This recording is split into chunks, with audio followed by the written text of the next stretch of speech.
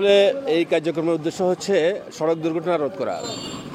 আমাদের যে অটোরিকশার মধ্যে যে ব্যাটারি চালিত অটোরিকশা এগুলা যে চাইনা লাইটগুলো ব্যবহার করা হয়, ওই লাইটগুলা আপনারা বিপরীত দিক থেকে আসা গাড়ির উপরে পড়ে রাত্রেবেলায়, তখন ওই গাড়িটা কিছু না দেখার কারণে দুর্ঘটনা কবলিত হয়। তো এই ধরনের দুর্ঘটনা বেড়ে যাওয়ার কারণে আমরা এটা অনুসন্ধান করে বের করেছি যে এই লাইটগুলোর কারণে দুর্ঘটনা হচ্ছে। তো আমরা ইতিপূর্বে এই সমস্ত অটো চালক এবং শ্রমিক সংগঠনের মালিক সংগঠনের লোকদেরকে নিয়ে আমরা বসছিলাম, আমি এবং আমাদের উপজেলার নির্বাহী কর্মকর্তা মহোদয় সহ। আমরা নির্দেশনা দেওয়া সত্ত্বেও এটা মানেনি, ফলে আমরা নিজেরাই গতকাল থেকে উদ্যোগ গ্রহণ করেছি এবং আমাদের এই কার্যক্রম চলবে। মিনিমাম 150 গাড়িতে দিয়েছি এই পর্যন্ত, 150-200 গাড়ির মধ্যে আমরা দিয়েছি।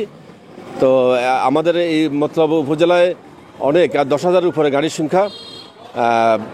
আমাদের এই কার্যক্রম চলবে এবং আমরা পরবর্তীতে সুজাতপুর বাজার, নতুন বাজার সহ যেখানে এই সমস্ত গাড়িগুলো সবচেয়ে বেশি, ওই সমস্ত বাজারগুলোতে আমরা অভিযান করব এবং আমাদের হেডলাইটের উপরের অংশে এবং ফগ লাইটগুলা বন্ধ করার জন্য কালো কালি ব্যবহার করব।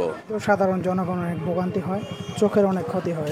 বাইক চালাই রাত্রে দেখি যে অনেক দুর্ঘটনা। আমরা অপর দিক থেকে যখন নাকি তাদের হ্যালোজিনগুলা মারে আমরা চোখে দেখি না। অটো যখন অপোজিট সাইড থেকে আসে তখন দেখা গেছে যে আমরা অটোর পিছনের সাইডটা ঠিক মতো দেখতে পারি না, ফলে অ্যাক্সিডেন্ট হওয়ার সম্ভাবনা বেশি থাকে।